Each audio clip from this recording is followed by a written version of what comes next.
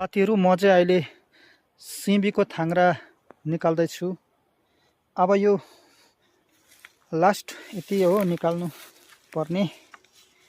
यसलाई निकालेर चाहिँ यसरी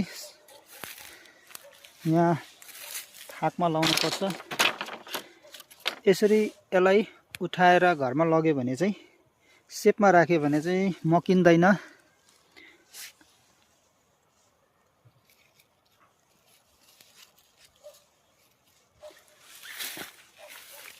यसलाई यसरी बाँध्यो, यसलाई पनि यसरी बाँध्यो, बिटा बिटा बनाएर चाहिँ घरमा लगेर सेपमा राख्यो भने मकिँदैन। पछि सिमी रोपेपछि फेरि यसलाई ल्याएर थाङ्रा लाउनु पर्छ। यस्तै हुन्छ बस्तीको कामहरू। अब यसलाई चाहिँ सेपमा लगेर राख्नुपर्छ।